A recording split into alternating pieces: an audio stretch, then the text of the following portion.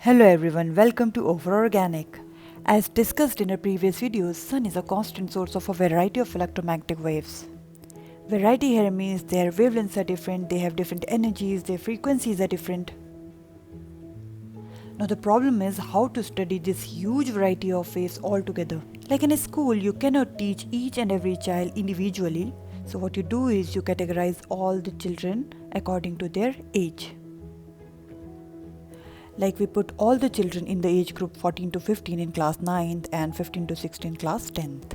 Similarly, we categorize electromagnetic waves according to their physical properties. We already discussed the physical properties of electromagnetic waves. If you missed that video, please find the link in description. So we can categorize electromagnetic waves based on their three important physical properties, which are wavelength, frequency, and energy.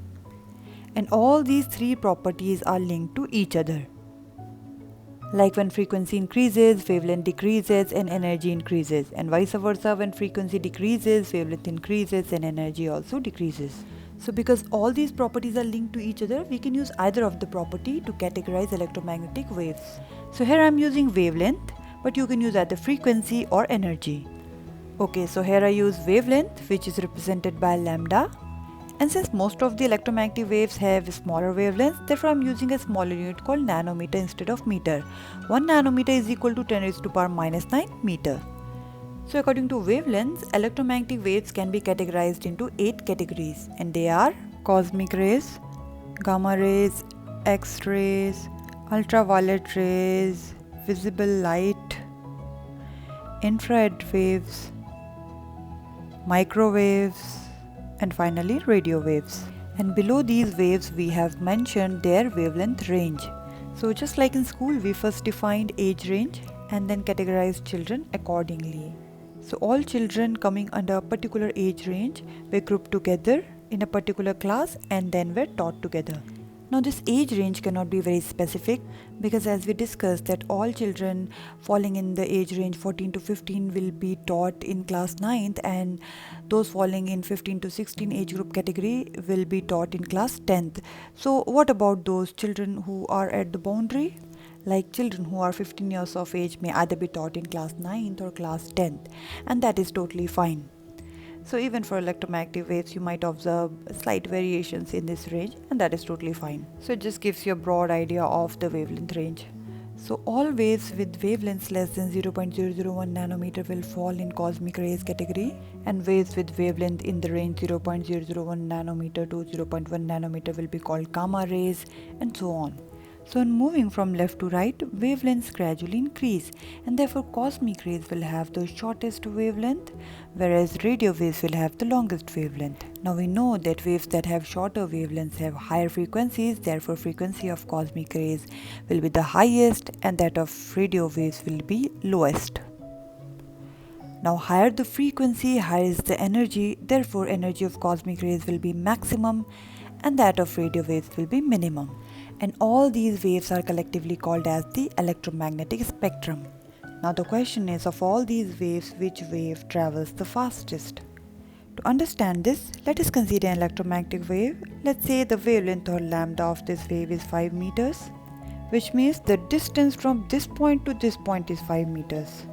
Now let's say the frequency or nu is 2 Hz, which means that 2 such waves can travel in 1 second. 2 waves per second.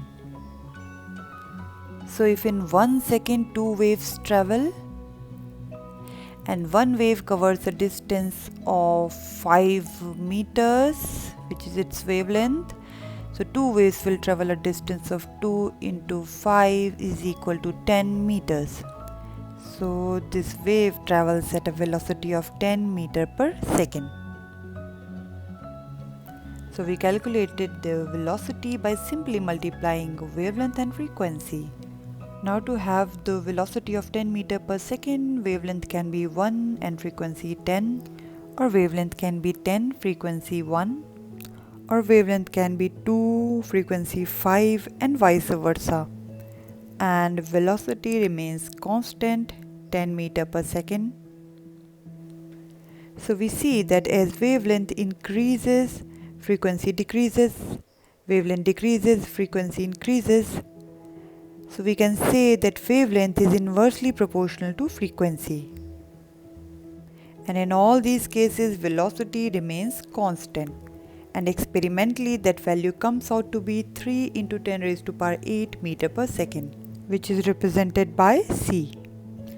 So if you closely notice, you will see that bigger wavelengths have smaller frequencies and smaller wavelengths have bigger frequencies, and ultimately the velocity remains constant.